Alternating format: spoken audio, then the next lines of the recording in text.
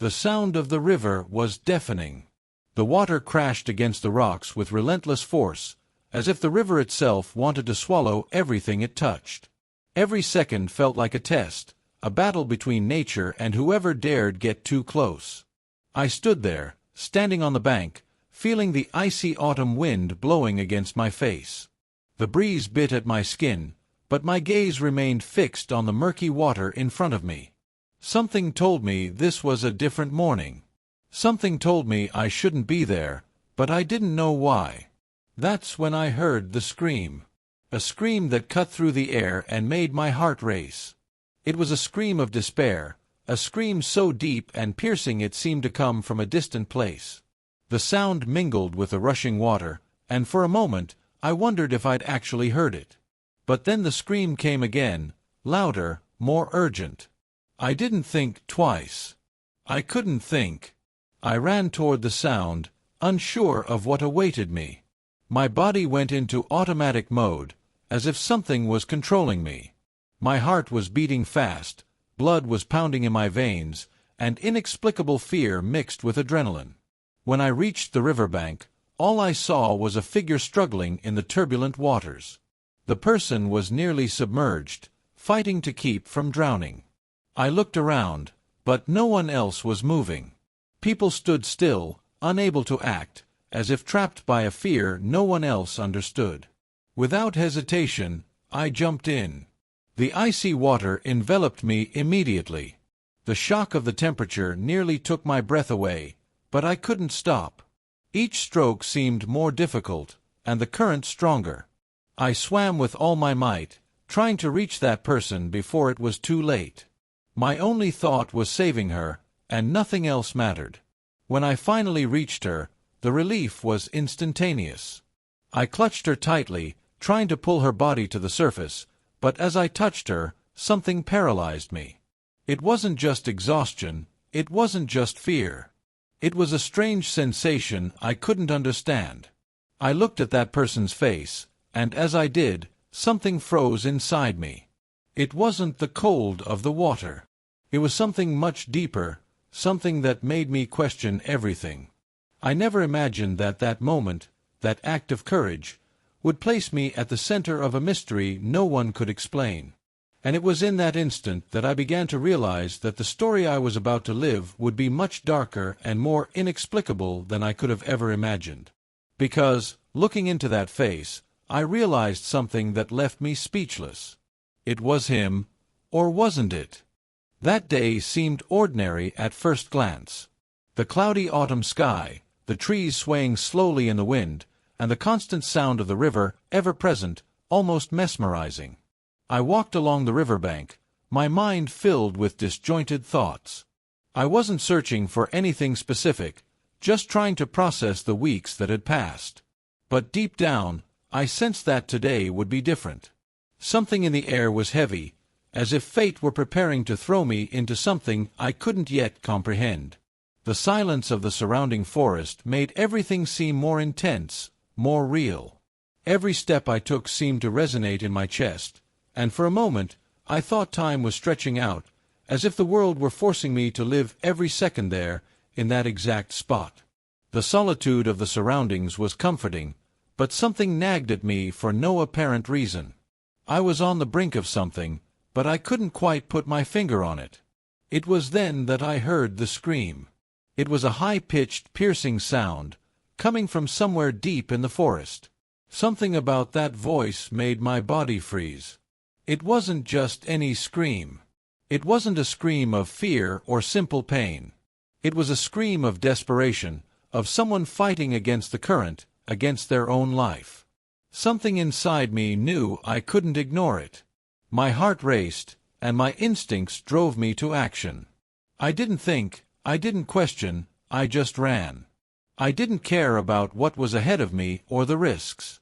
All I knew was that someone needed help. Fear didn't have time to take over because, deep down, I knew something bigger was calling me to action. I ran as fast as I could, my feet pounding the dirt and the dry leaves crunching beneath my boots. The scream echoed in my mind, growing more desperate. I felt my body heat up as panic took hold of me. That scream, it wouldn't stop. It seemed to come straight from the heart of the forest, like a warning, like an invisible force pulling me toward danger. Finally, when I reached the riverbank, the sight before me left me speechless. A figure thrashed in the raging waters, fighting the forces of the current. I could see him clearly, almost as if time had slowed down around me. It was a man. Or what appeared to be a man. He was so weak, so close to drowning, that I knew if I didn't do something immediately, he would disappear beneath the waters forever. I looked around, searching for help, but no one else seemed to be doing anything. People were frozen, as if staring at something that prevented them from moving. The fear was palpable, a fear that seemed to run through each of them. No one else was willing to risk it. But I couldn't stay still. With a single movement, I jumped into the icy water. The impact was brutal. The current was strong, stronger than I had imagined, but the need to save that life drove me forward, against everything. My body trembled from the cold, but it wasn't enough to stop me.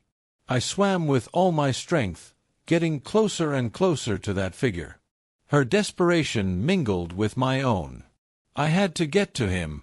I had to save him. When I finally reached him, I was surprised by the feeling of weakness that washed over me. He was fragile, barely able to hold on to me, but there was something else, something I couldn't quite grasp. His face seemed familiar. It wasn't the face of a stranger, but of someone I'd seen before. I looked at him, and the shock was instantaneous. Those features. I recognized those features from somewhere, but I couldn't quite place where. What happened next was even more disturbing. As I pulled him to shore, trying to keep him safe, he looked me in the eye. And it was at that moment that the feeling of familiarity transformed into something deeper, more disturbing. Something inside me tightened. Because, deep down, I knew this man wasn't a stranger. But how could he be? Who was he, really? And what was he doing there, on the brink of death? I didn't know it yet, but something told me this rescue wasn't a coincidence. That the life I was trying to save was connected to something much bigger, much darker, than I could comprehend. And the truth was beginning to seem much further away than I'd imagined. When we managed to get out of the water, the first thing I noticed was his blank stare. He was panting, his body trembling from the cold, but he didn't seem to feel the intensity of what had happened. He seemed lost, as if he were far from everything.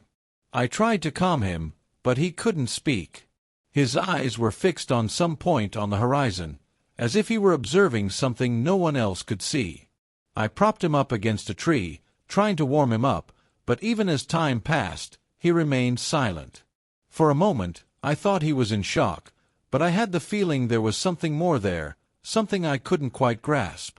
What bothered me most, besides his lack of reaction, was the fact that with each passing second, I became more convinced his face was familiar. I tried to talk to him several times. I asked his name, where he was from, what he was doing there. But he didn't answer. His eyes never left the horizon. Fear grew inside me, and I didn't know why. Something didn't seem right, and that silence made everything seem even stranger. So I decided to take him to the city. Maybe the doctors could help him, or someone there could figure out what was wrong. I didn't know what else to do, but I couldn't leave him there without answers.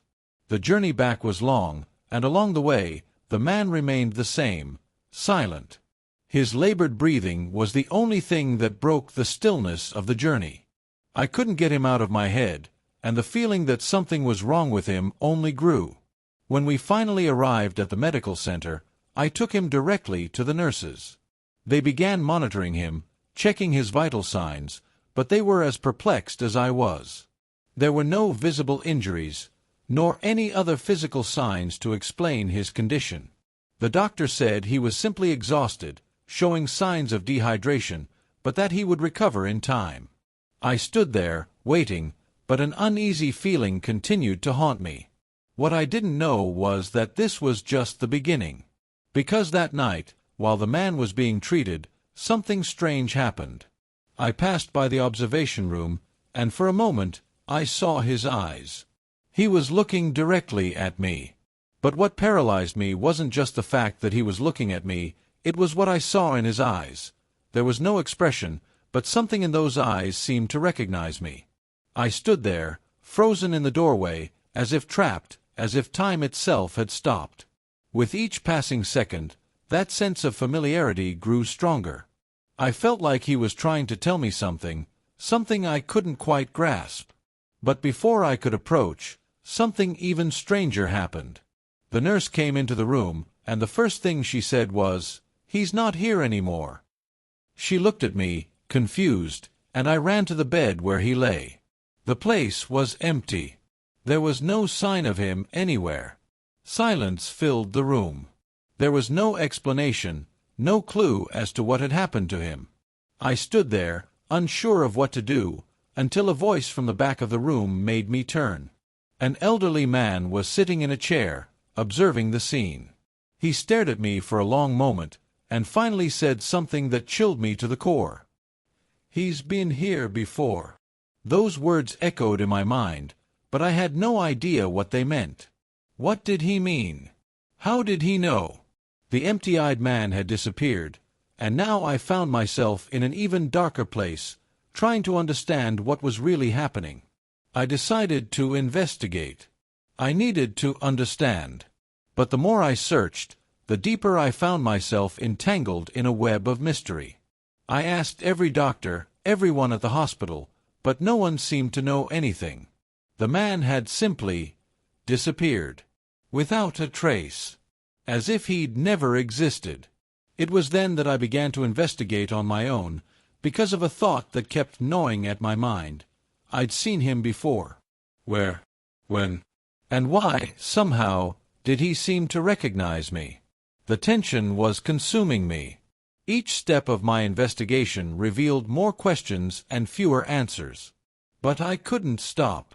I couldn't rest until I understood what was happening. I knew this was just the beginning of something much bigger. Something I couldn't control. Something I shouldn't have messed with.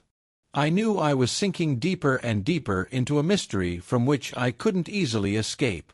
Each clue seemed to lead to more confusion, and the more I tried to find answers, the more untenable the situation became. People around me began to notice my obsession and began to distance themselves. I spent sleepless nights reading files, analyzing details others might overlook. But nothing made sense. And then, one night, while reviewing old images of disappearances in the area, a photo caught my eye. It was a newspaper photo of a group of people from over 10 years ago. The image was blurry, but a figure there, in the corner of the photo, made me stop in time. He was there. That man. The same man I had rescued. The same man who had disappeared from the hospital. He was in a photo from an old case, and in the caption, there was something that gave me chills: "Missing without a trace." I went to the police station to look for more information, and what I discovered was even more disturbing. That same person had been presumed dead years earlier in a boating accident on the same river where I'd found him. But how was he there, alive, and why had he returned? I knew the connection couldn't be just coincidence. Something was happening, something no one wanted to tell me, something being kept secret for a reason I didn't yet understand. Upon my return to the city, I began to notice even stranger things. Several reports of recent disappearances began to surface, and they all seemed to have something in common. The victims were somehow connected to stories from the past. And, strange as it was, each one seemed to fit a pattern. I could no longer ignore what was happening. And it was when I went to the old city archive, a forgotten place where documents and photos of old cases were kept in dusty boxes, that I found something that stopped me in my tracks. There, among the old papers, was a letter dated more than 20 years ago. It was signed with a name that was strangely familiar. My grandfather's name. The letter spoke of an experimental project involving the manipulation of life and death. It spoke of a series of experiments performed on missing people, people who, according to the letter, were somehow being brought back. The words sounded crazy, impossible, but as I read, a part of me knew this was part of a real nightmare unfolding before my eyes. I wasn't dealing with simple disappearances.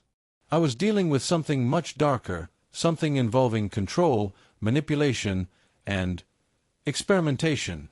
And in that moment, I realized that the man I'd saved wasn't just a victim. He was part of something much bigger.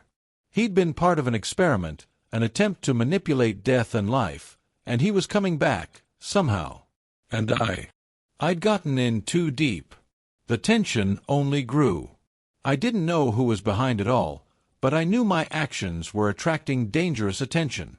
I was now a pawn in someone's game, and I didn't know how to escape this nightmare.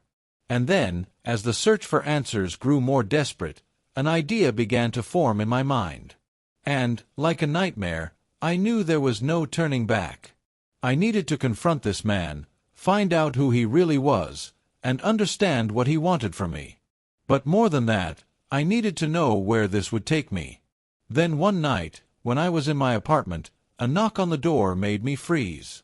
I opened it slowly, and when I saw who was there, my entire body froze. It was him. The man I had rescued. But he was different. Calmer, more confident. And that's when he said something that left me speechless. "You know who I am, don't you? You've seen me before. In another life. Another chance. Another story." And with those words, he turned and walked away, never looking back. I knew he was leading me deeper into the abyss than I'd ever imagined. And from that moment on, I no longer knew who was in control, me or him. The air felt thicker after my conversation with him, and as I tried to digest everything he'd told me, an even stronger sense of urgency gripped me. I was involved in something I couldn't fully understand, but the pieces were beginning to fit together in a disturbing way. I had saved this man from something. But what if he was part of something even more sinister than I imagined? I couldn't stand still. I needed answers. I decided to pursue my investigation, but now there was even greater pressure. I was in a game where the rules seemed to have been set by someone else, someone controlling me without my knowing. But I needed to understand what was happening. Because the man I saved wasn't just a victim, as I thought. He was leading me to an abyss, and I couldn't afford to hesitate. I spent the next few days investigating more fervently. I knew something was being hidden. The people involved in all these disappearances, the way they seemed to vanish without a trace, it all seemed orchestrated, planned. It was as if I were just one piece of a larger puzzle, without knowing the full picture. That's when I found something even more alarming: old files from a foundation no one remembered. I didn't know how I'd access those documents, but a part of me knew I was being guided by forces I didn't understand. The foundation's name was Rebirth, and its goal seemed to be manipulating the cycle of life and death. Experiments to somehow bring people back, but without actually bringing the person back. It was as if they were trying to create a version of that person, a controlled version, a ghost that did their bidding. What shocked me most was the fact that my grandfather was among those involved. The man I'd thought was a mere figure from my childhood was directly linked to these experiments. And at that moment, everything began to make sense, or rather, it began to make sense in an even more disturbing way. My grandfather was involved in something far darker than I could ever have imagined. He wasn't just a victim of his own choices. He had been the creator of something far beyond any human understanding. He had been part of an experiment that involved death, but never actually let it happen. This made me more determined to get to the bottom of the story, but with every step I took, the fear intensified.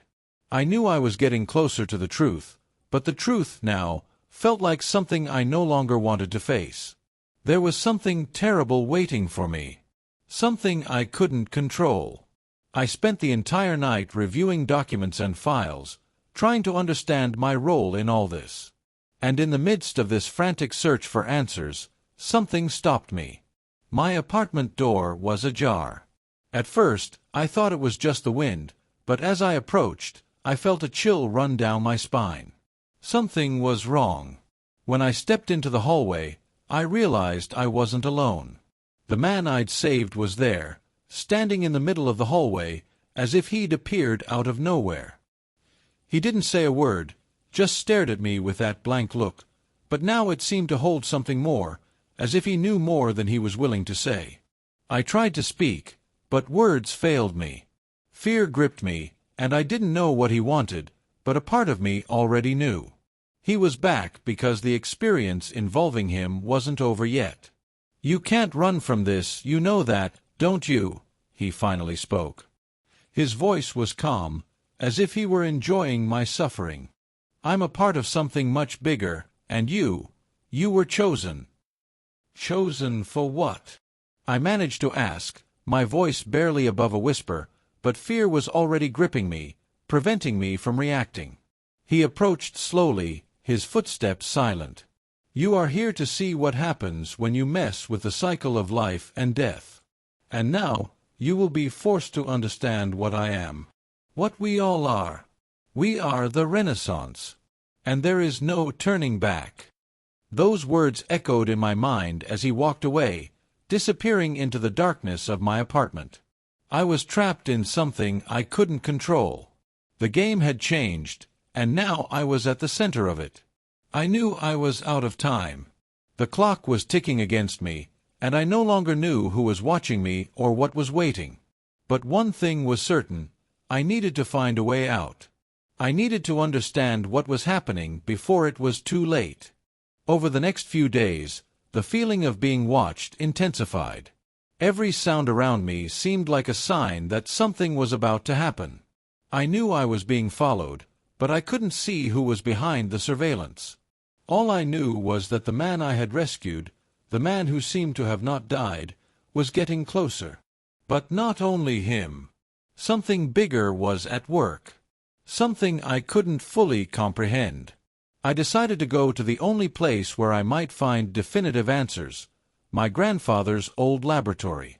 I didn't know exactly what to find there, but I needed to know. I needed to understand how and why I was involved in this macabre plot. And as much as fear consumed me, I knew that only there could I find the answers. My grandfather's house, once a center of study and research, was in complete disrepair. The walls, once teeming with life, now seemed to bear the weight of undisclosed secrets. The air was heavy, the smell of mold and aged paper unmistakable. Every step I took made the floor creak, and my heart pounded with every movement. Upstairs, I found a locked door. I didn't think twice. With trembling hands, I managed to pick the lock. What I saw inside was even more devastating than I expected. Old files were scattered all over the table, and on top of it, an object that immediately caught my eye: a diary. The diary, upon opening, revealed something unimaginable. I began reading, and what was written there challenged everything I knew about what was possible. The rebirth experiment wasn't just about manipulating death. It was about recreating lives. But not lives as we know them. They were trying to create better humans, with capabilities beyond the ordinary, and the creation process wasn't a simple study. It was a game of control, where death was manipulated in unusual ways, and those who died could be brought back as copies. I felt dizzy reading those words, but most terrifying of all was the conclusion my grandfather had reached in that diary. He hadn't just been part of the experiments on the missing people. He himself had become one of the first test subjects, and the rebirth had been completed with him. He was dead, but he had returned. Just like the man I had rescued. They were the same.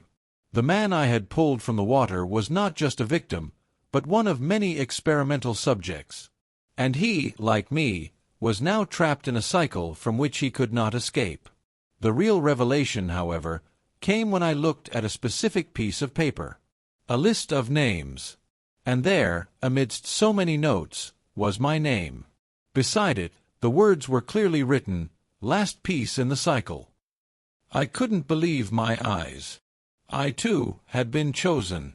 The cycle of life and death, the rebirth, wasn't just about what happened to others. I had been a part of it all from the beginning, even without knowing it. I was being manipulated. I was part of an experiment bigger than I could ever imagine. But the most shocking thing was the fact that my grandfather, even after his death, still controlled the game.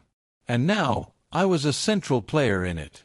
I had unknowingly been caught up in a web of manipulation, of deaths and rebirths, of people who should never have been brought back. The truth imposed itself brutally. The man I had rescued, the man I sensed something was wrong with, was not just a survivor.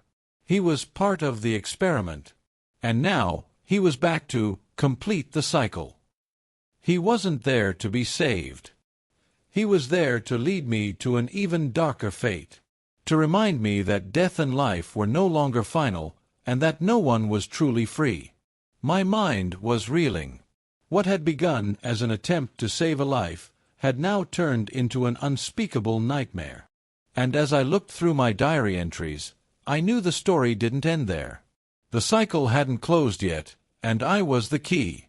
The final piece. I was trapped, and I didn't know how to escape. I was lost.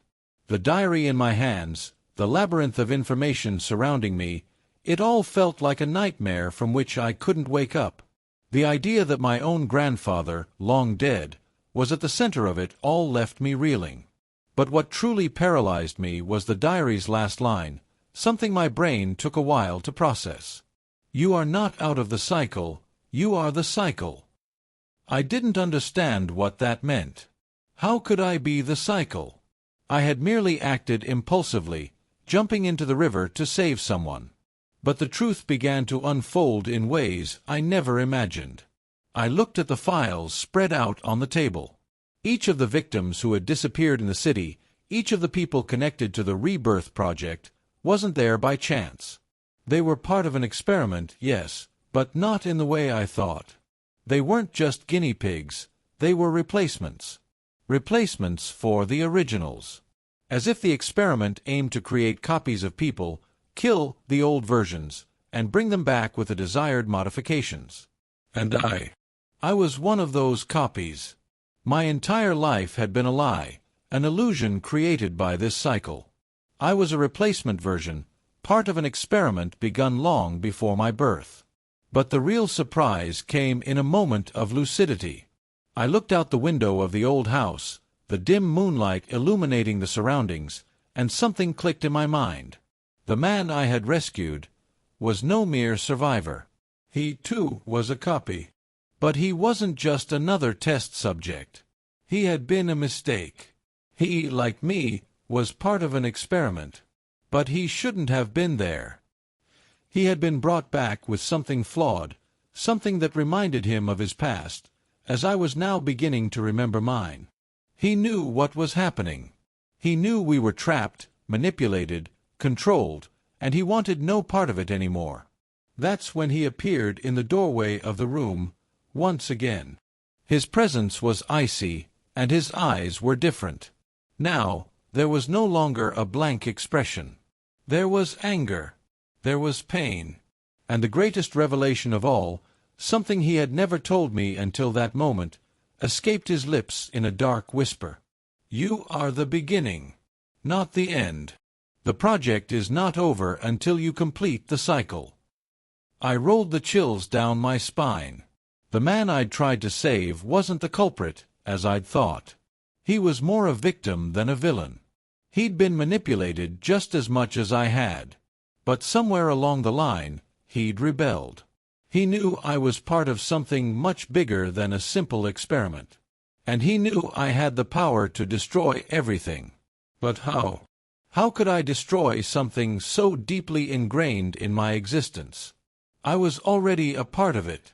The truth was, there was nothing real in my life. I had no genuine memories, no history of my own. I was manufactured, like a puppet of a system that controlled me without my realizing it. The revelation was overwhelming. I looked at that man, understanding for the first time that he was a reflection of what I could have been. And as he advanced toward me, I knew my choice was now clear. I needed to take control of what was left of my humanity. I needed to break the cycle. Even though I knew it wouldn't be easy, that every attempt to escape it would only bring me more pain and suffering. "It's time to end this," he said with a slight smile. "You can no longer run from who you really are." But before he could finish his sentence, the room went completely dark. His presence vanished into thin air, and I was left there, alone in the darkness. Silence enveloped me like a capsule, and a feeling of relief, albeit slight, washed over me. I had a decision to make. The final piece of the game was in my hands. I could allow everything to repeat itself, the cycle to close with another resurrection, or I could attempt something even bolder. Destroy the system from within, bring the Renaissance, the manipulation of lives and deaths, to an end. But most importantly, I needed to understand one thing before taking any action. I no longer knew who I was. I no longer knew what it meant to live a real life. I no longer knew what it meant to be free. But with that silence filling the room, I realized the only way to break the cycle was to confront it. And that confrontation would be with myself. Me, the final piece. The key to ending the Renaissance. The silence in the room enveloped me, as if the house itself were waiting for my decision.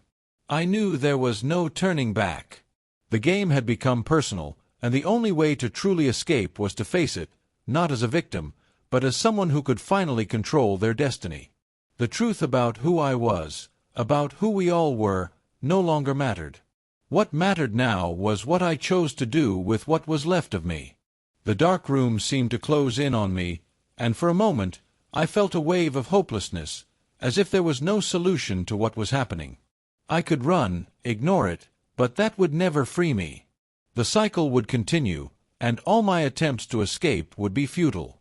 I was, in a way, trapped, not only by the manipulation of my own memories, but by the idea that there was nothing real left in my life.